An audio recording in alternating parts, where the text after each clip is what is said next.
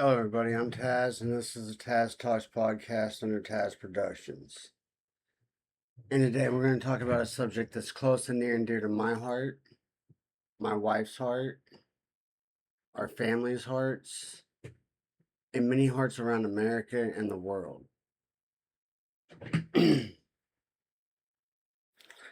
I chose this episode to be my first podcast because it affects so many lives around the world. It affects me personally. It has affected me personally. It's affected my wife personally. It's affected our families personally. Guys, the topic today is understanding drug and alcohol addiction. Welcome to the Taz Talks podcast.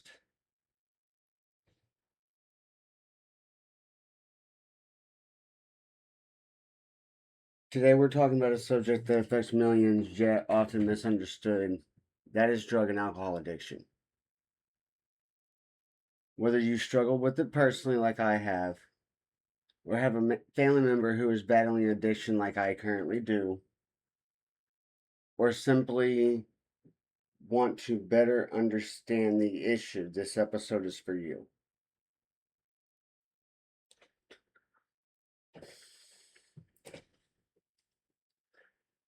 Addiction doesn't discriminate. It can affect people from every background, every income level, every profession, and every community. It impacts not only the person using the drugs or alcohol, but also family, friends, coworkers, and entire communities. And that's so true. It does affect all those things. And I didn't know that coming up when I was an addict. I didn't care when I was an addict.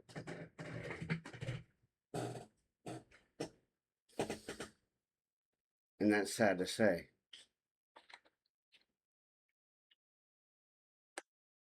In this episode, we'll discuss what addiction is, why it happens, how it affects the brain and behavior, and it impact on loved ones, and what recovery can look like.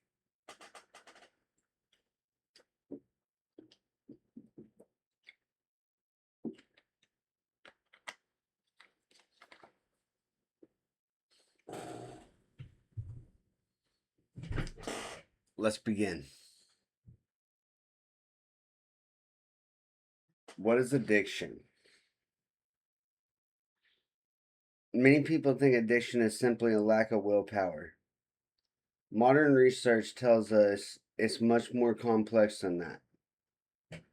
And it is much more complex than that. Because we don't understand how it affects us. We don't understand how it works. But what we do understand is that in that moment, them drugs or that alcohol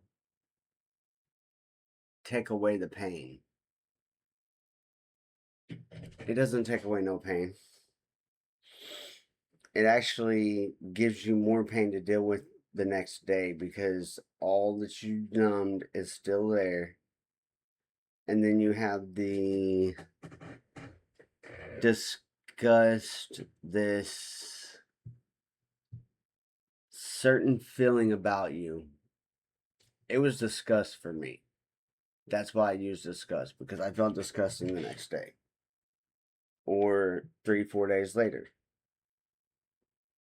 when I was coming down. Addiction is a chronic condition categorized by compulsive use of substance despite harmful consequences. And that's true. It is.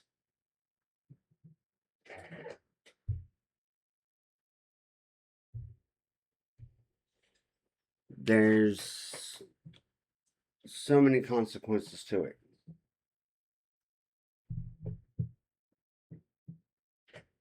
I've had those consequences affect me personally.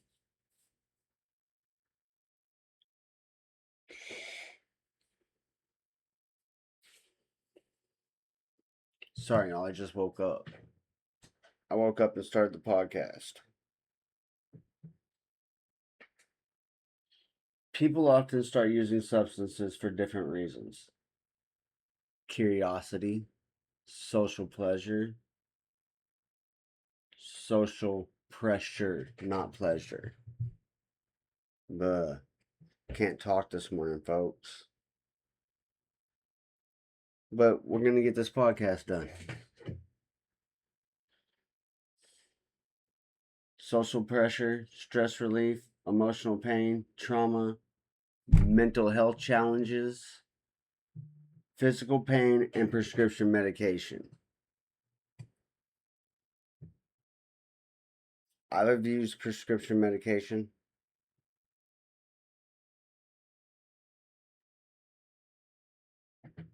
I got trauma. I have emotional pain.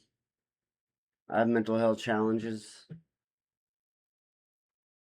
But it didn't relieve my stress.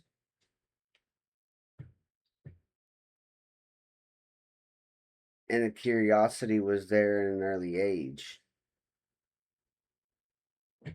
I was a 14-year-old addict.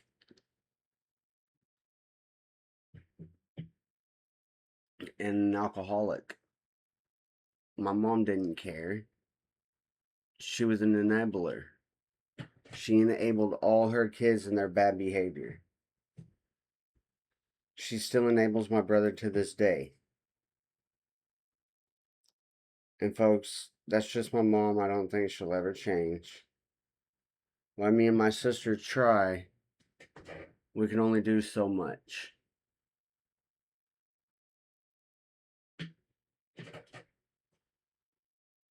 Now,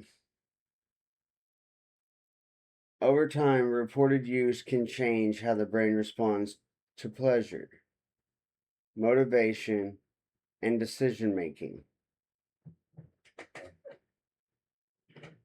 My brain don't respond the same since I was an addict and an alcoholic.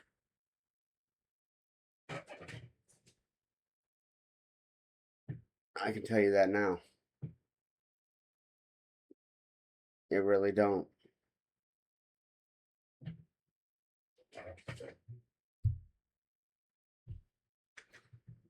There's a lot that goes into this that a lot of people don't understand. That's why I'm trying to bring light to and awareness to these problems. People, addiction starts with you. Addiction stopped with me, but it continued to my little sisters.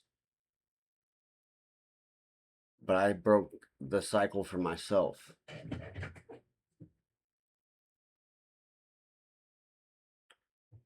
This is why addiction is not simply a matter of just stopping.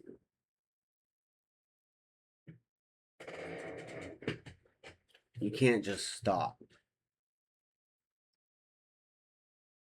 It's not just a loss of willpower. There's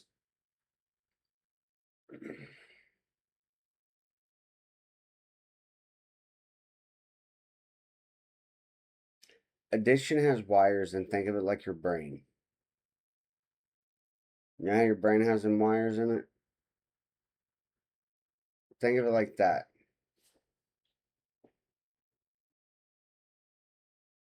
At least that's how I used to. I can't put it into words how exactly I done it. That's up to you to decide, folks. It's for you. I'm just somebody talking. I'm just trying to start a podcast here. I picked a subject that has affected me personally, has affected my family personally, has affected my wife personally.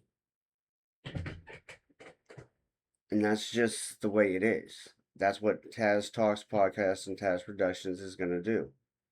Pick subjects that are close to them that have affected them personally. And I will let you know if it's a subject that has not affected me personally. But this is a subject that has affected me personally since I was 14 years old.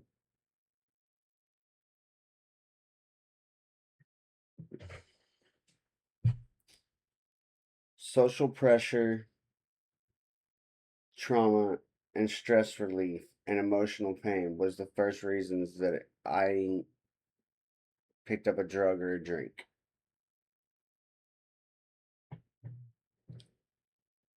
It happened December 21st, 2007, with the loss of my grandfather. He was more of a dad to me than my own father.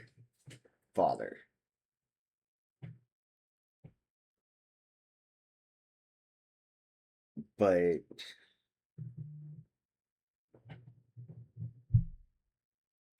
that's where it started for me. I was 14 years old.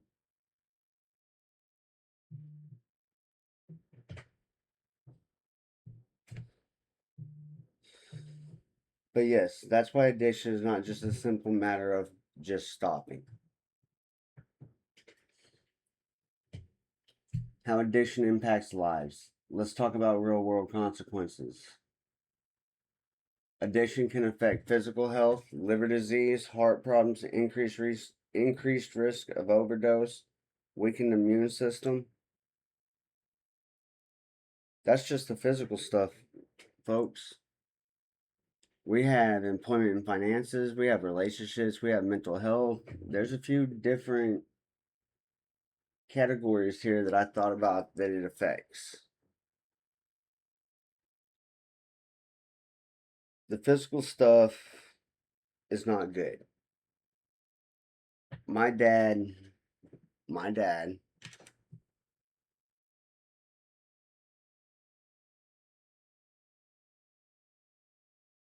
was a drinker my whole life.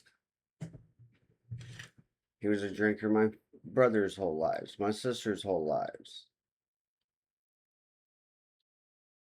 The only two that got him sober was my little sisters, and they didn't get him sober. My oldest brother walked in, and my dad's eyes were turning yellow.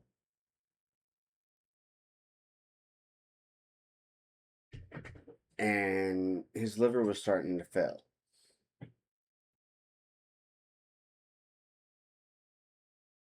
At least that's what I was told. And I believe it. I don't feel like they would lie to me about stuff like that, but they have lied to me about other stuff in the past, so I question some stuff. Heart problems. It affected my uncle's heart.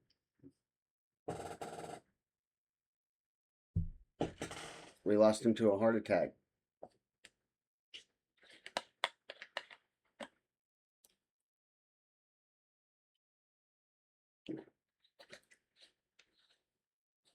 I've had my heart checked since getting sober, folks. It's in good health, according to my cardiologist. Increased risk of overdose.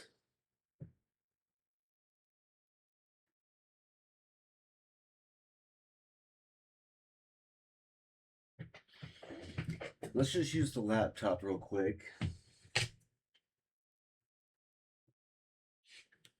and see if we can't find a little statistics on overdosing. Like how many overdoses there are in America in a year.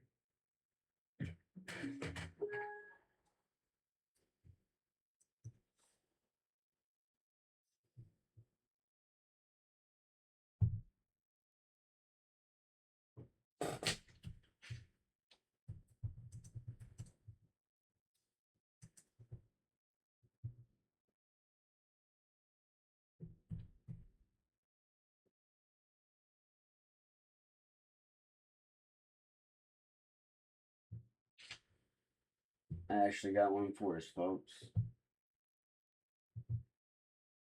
So minimize this.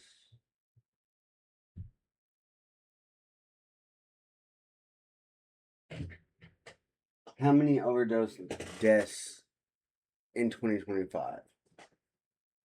An estimated 69,973 people died from a drug overdose. Folks, that is almost 70,000 people a year.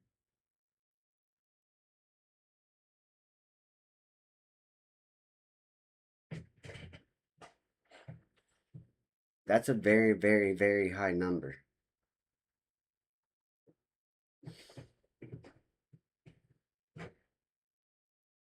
That's not good, folks.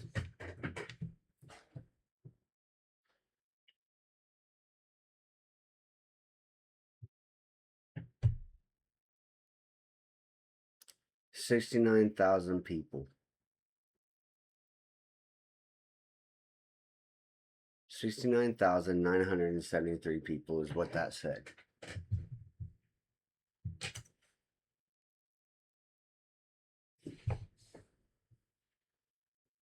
That is a lot of people that could have been saved if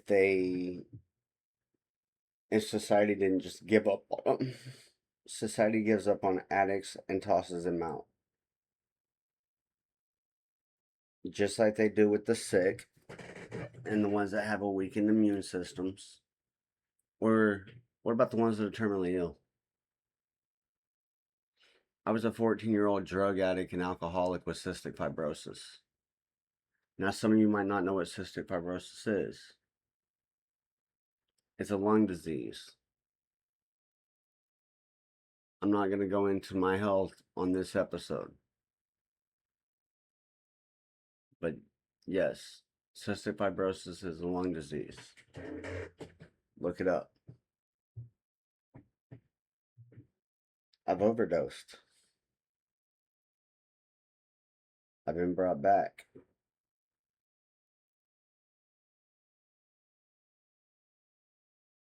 That shit is a scary situation, folks.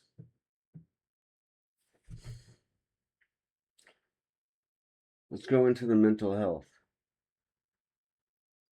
Anxiety, depression, isolation, feeling of shame or hopelessness.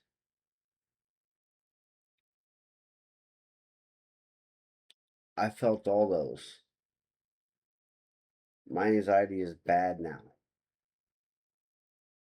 My anxiety didn't used to be this way. Now, granted, my other mental health issues don't help. But my anxiety and depression are worse.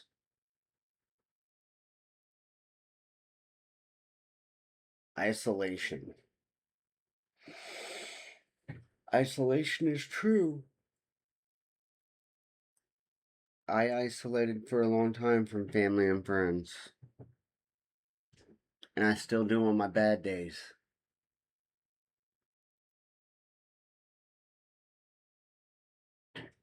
It's something that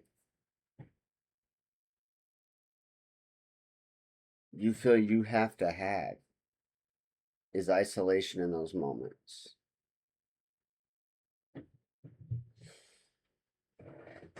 Folks, you don't need isolation. Just like you don't need drugs and you don't need the alcohol.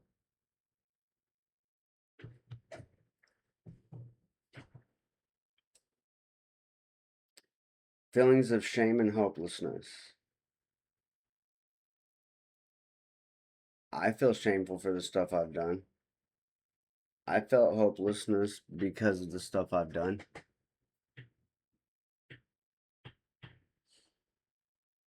I'm sure my sister has too. The only person I wished I could say has is my brother, but he's stuck in this cycle. And this cycle has costed him a lot. His freedom, his kids, his marriage, his home. My brother has given up a lot for the disease of addiction. for the handcuffs of addiction. That's what they are, they're handcuffs. Because your hands are bound.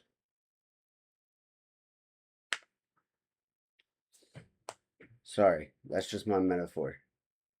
Y'all might not agree with it, but my brain works a little differently than others. Relationships. Drugs and alcohol addiction can affect relationships with broken trust, family conflict, divorce, as we just mentioned, and loss of friendships.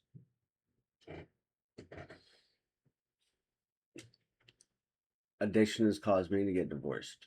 I've been married twice. Mrs. Taz is who I should have just waited on and married the first time.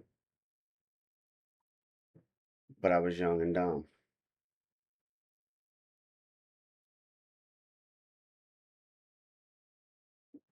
Let's start with broken trust. I've broken trust with my family. Trust that has taken me years and years to gain back.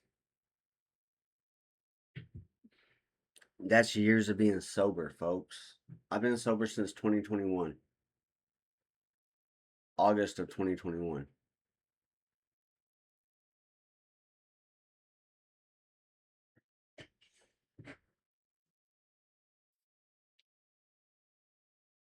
It caused a lot of broken trust. It caused a lot of family conflict. It caused me to the loss of friendships and divorce. Like I said, I've all 4 points that I've made for this podcast, I've firsthand dealt with.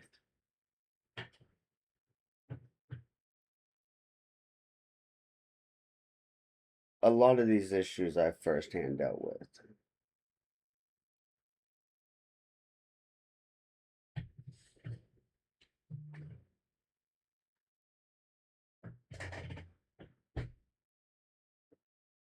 Divorce. My brother's getting divorced right now. Why he's locked up? Because his wife feels safer to do it that way. My sister's been divorced due to her addictions. I've been divorced due to my addictions. Granted, it wasn't supposed to work with those people in the first place. We see that now. It was just a, quote, sad time out.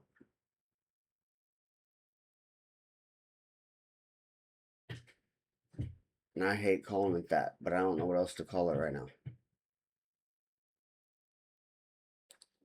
The loss of friendships.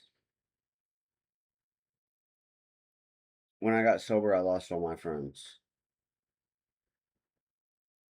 Because they all wanted to run around and party still. They're still like that to this day. We don't talk. We have each other on social media where we can keep up with each other. But as for exchanging words, we haven't done that since our falling out. And that was in 2022. It's been 4 years. It was either 2020, yeah, it's 2022. Because it was November of 2022.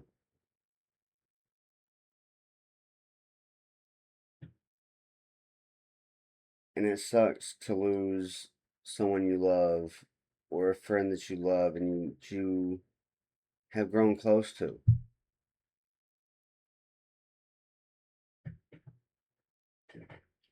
Employment and finances. Missed work, job loss,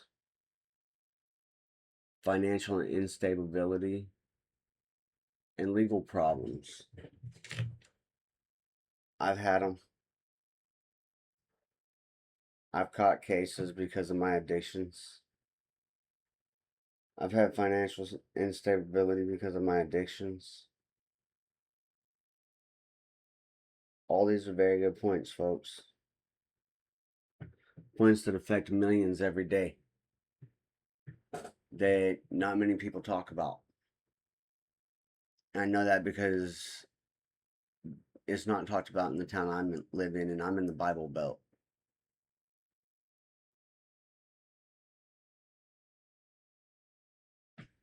So there's a liquor store, a dispensary, and a church in every corner now.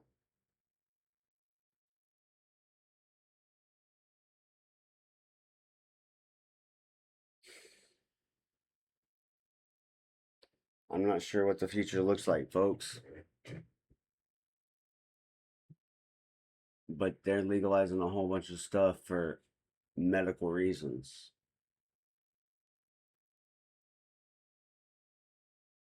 Show me the scientific evidence where it medically helps. Show me the evidence where this stuff they're legalizing medically and recreationally and all this has helped you. And I'm not just talking weed because I know people who smoke medical marijuana. I can't say nothing. I've done it.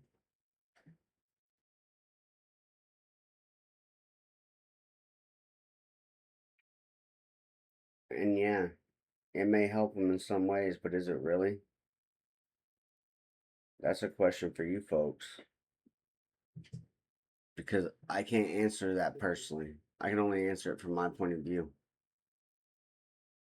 And from my point of view, no, it doesn't help.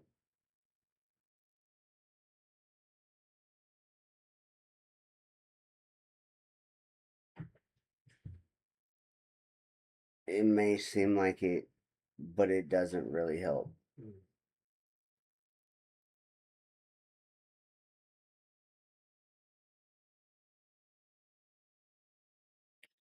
One of the hardest parts in this addiction often convinces people they are in control even when their lives are falling apart. I thought I was in control every time. My life started to fall apart.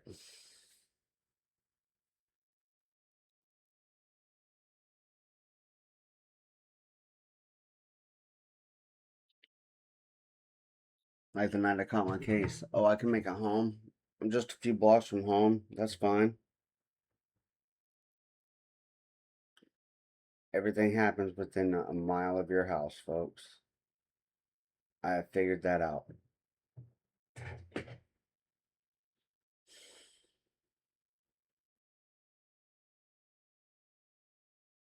Let's move on. The family perspective. Addiction doesn't only affect one person. Family often experience fear, anger, confusion, guilt, emotional exhaustion.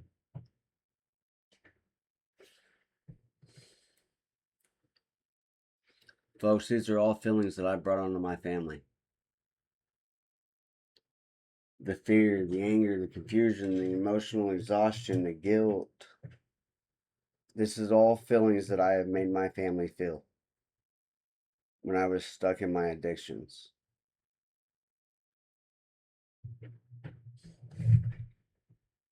But it can all be repaired, folks.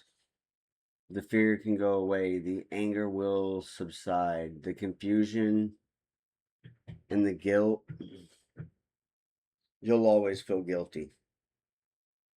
At least I do. Some people may not, but I do. The confusion, everybody was confused. I was confused. My mom was confused. My sister was confused. Nobody knew. Everybody tried to hide their addictions from one another. Because that's what you do. You try to hide them. Many loved ones often spend years trying to help, fix, secure, or protect someone struggling with addiction. This is true. I watched my mom do it with my sister, my brother, me.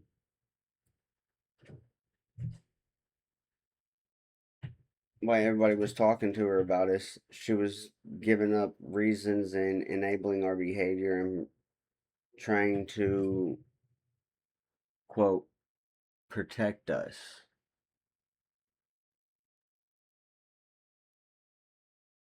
It didn't always protect us. Sometimes it made it worse. It's important to remember that supporting someone does not mean enabling harmful behavior.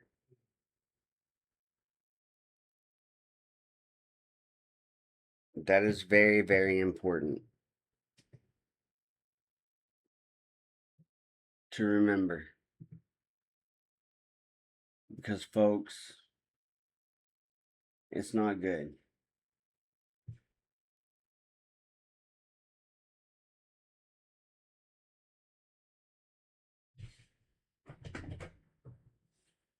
The loved ones that try to help you fix it, rescue, protect someone struggling with addiction, that's because they love you and they don't want to see you hurt yourself or hurt those around you. It took me years to understand that. Years that I can't get back. Years that I wished I could fix. Broken friendships, broken promises, broken relationships. All stuff I wished I could take back and fix and make amends on. And I've made amends with a lot of it. I'm still working that process of making amends with people.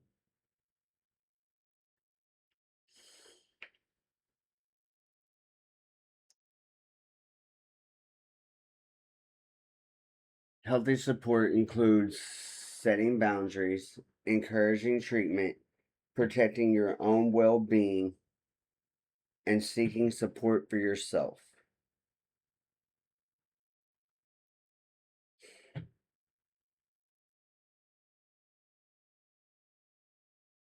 And that's correct. That is very much correct.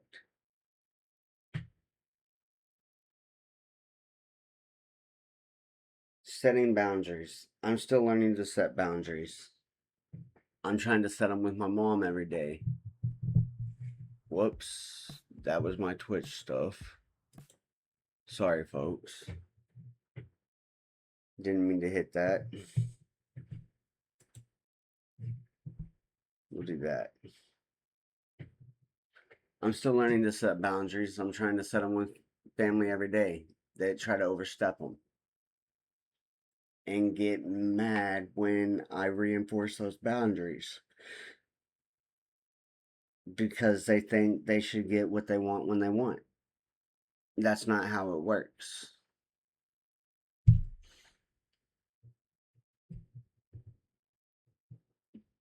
For example, the other day, someone called me and said they needed me to do something.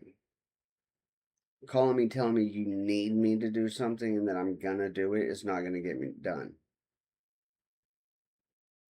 Saying I need you to come over here and do this is not gonna work with me.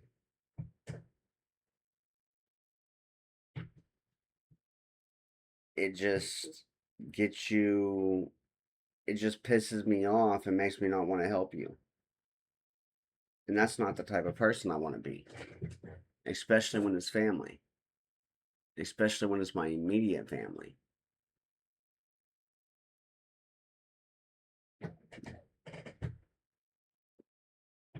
Encouraging treatment. I've encouraged my brother to go to treatment.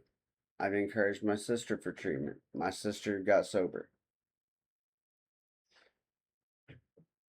through meetings and Celebrate Recovery. My sister took advantage of these programs around our areas to help her, give her another tool under her belt.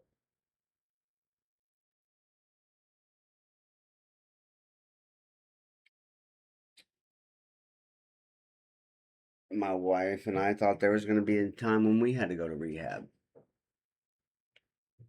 Thankfully, we didn't. We was able to beat the monkey together.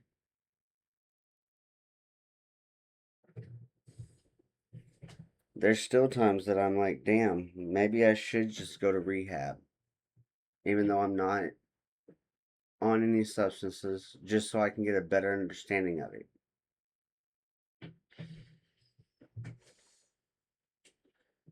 Protecting your own well being. You have to do that, folks. Your inner core means the most.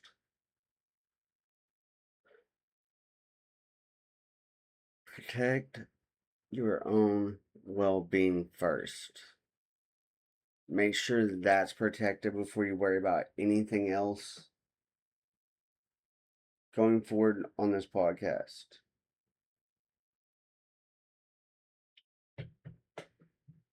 Because families need healing too.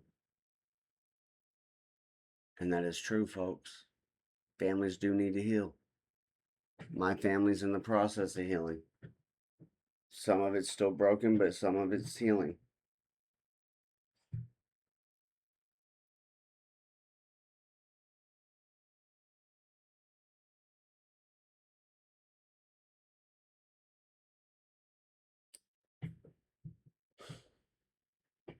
Recovery is possible, folks.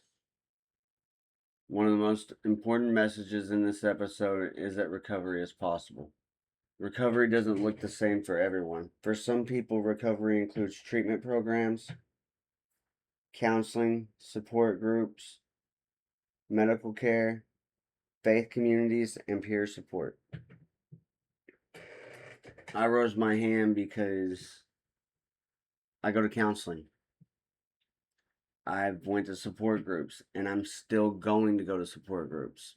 Where I go to therapy is starting a support group here soon, and that's where I'm going to start going for my support groups.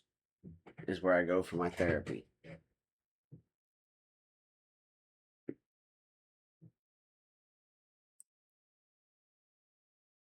Medical care.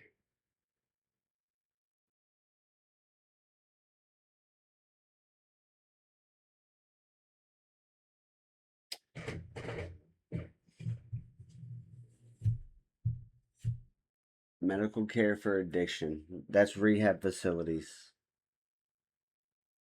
I would rather see somebody go to rehab than go to prison for drug charges. Try to get them fixed, not institutionalize them. Get them the help they need and deserve. Don't lock them up and make them institutionalized. That's not helping society, folks. It's actually making society worse.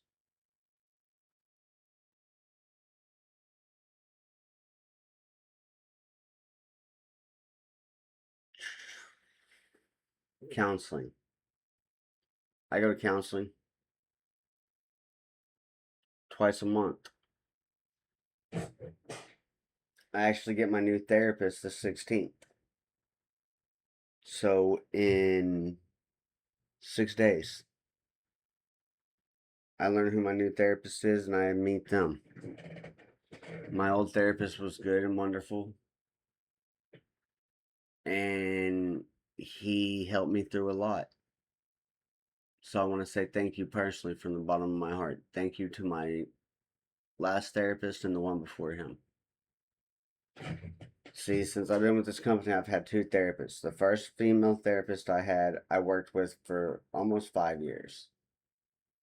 Since September of 2021 till about summer of 2025. Summer, fall of 2025. And that therapist helped me a lot. But it was time for us to grow on past each other and me to have support and help in other areas that I needed it.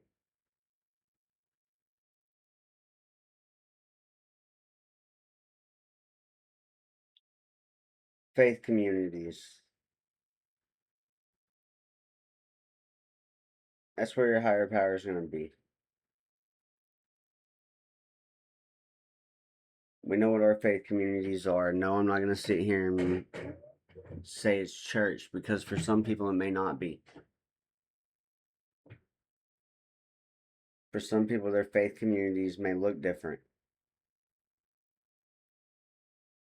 Just because I'm in the Bible Belt doesn't mean anything, folks. I see it from all points of view. Peer support. I use a lot of peer support. I have peer support on my team. I have case management on my team, and I have a therapist on my team. And I use them religiously every time I need them.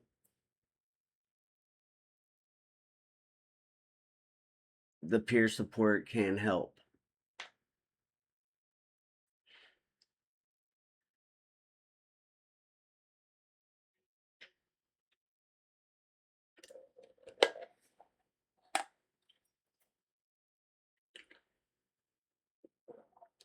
That's some good coffee.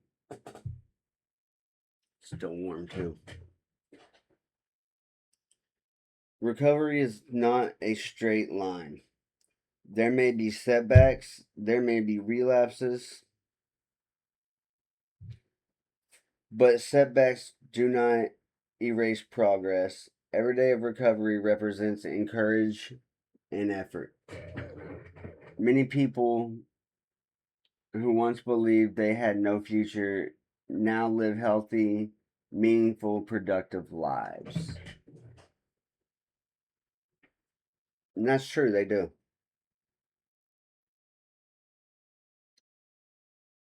I see it every day.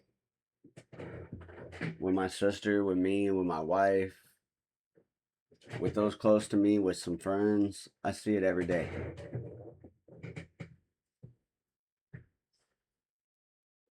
So,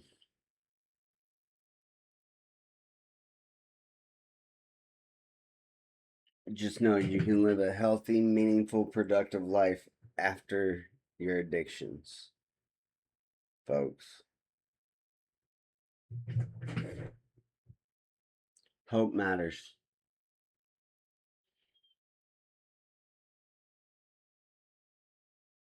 Let's break the stigma, folks.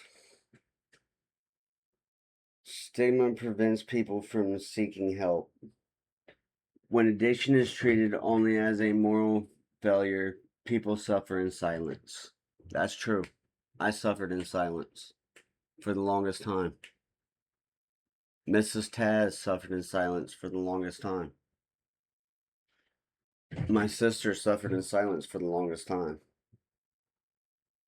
Those are just 3 people. I'm sure some of you suffered in silence for the longest time. That's millions of people.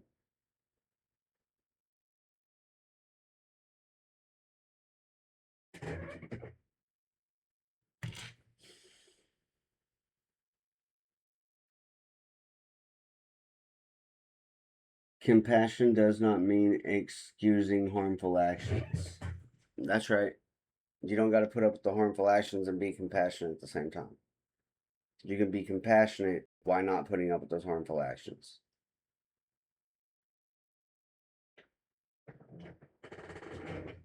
Compassion means recognizing the humanity of the person behind the addiction. And a lot of us have trouble with that. We can sit here and say that we don't, but a lot of us do. I know that because I was one of those addicts that everybody didn't see the humanity in. They just thought I was a waste of space. And now here I am, 5 years sober.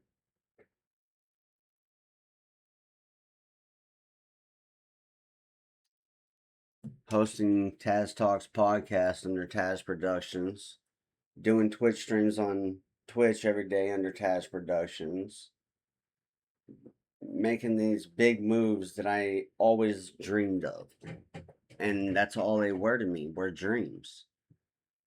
But now here we are, and I'm able to make those dreams come a reality.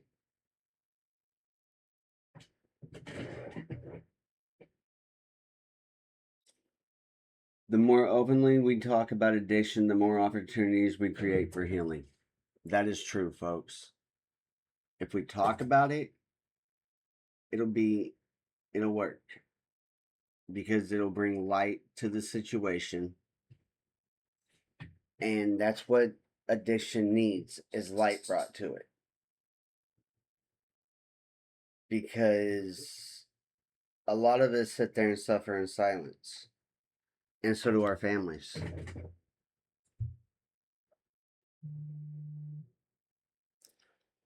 It's something that needs a light brought to it, folks.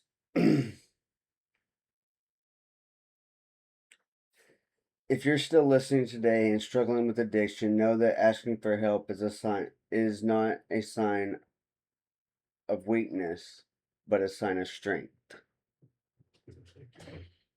Asking for help is complete strength, not weakness, folks. I wrote a letter in September 21 to my wife begging her for help because I didn't know how to talk about it. That letter was one of the biggest moves I had made. I was only a few weeks into not drinking, not doing something stupid, not off on some drugs. This was my first time trying to do it the correct way.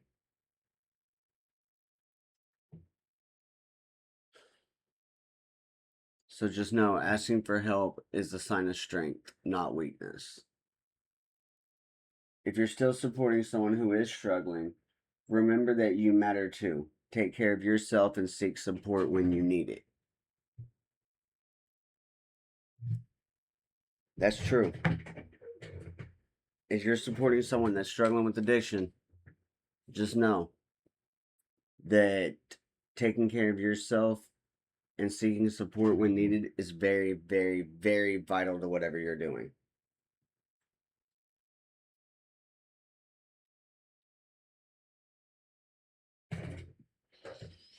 I'm just one guy, folks. One guy backed by what I feel like is an army. My own army. Because I've worked on myself. I've progressed. I've made these changes. So just know that whenever you're seeking support for yourself, even if it's a stranger over the internet, if they help you, they help you. I get more support and more help from strangers than I do from my own family. That's sad to say, but it's true. Strangers that I don't even know that have become so close to me, they're closer to me than my own family. They know more about me than my own family.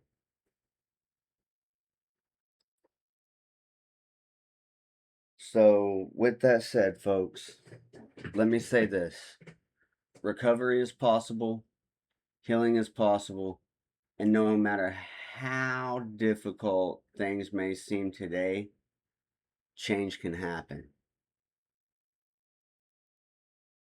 Change can happen like that. But you got to be the first one to put that foot on the ground and be like, all right, this is not what I want. This is not the life I want to live. I want to get a better understanding of who I am, understand my addictions, my trauma, and my life more. I made that decision. Healing and recovery is possible, folks.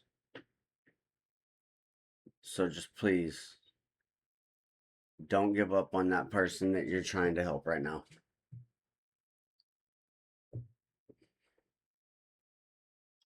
Thank you for spending time with me. If this episode resonates with you, consider sharing it with someone who it may benefit from hearing it. Benefit from hearing it.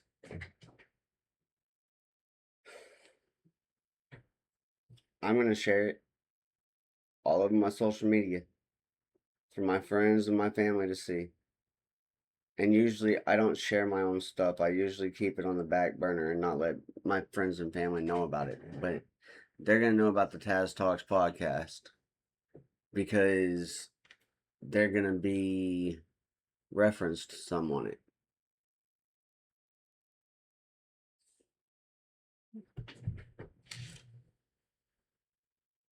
But guys, until next time, I'm Taz.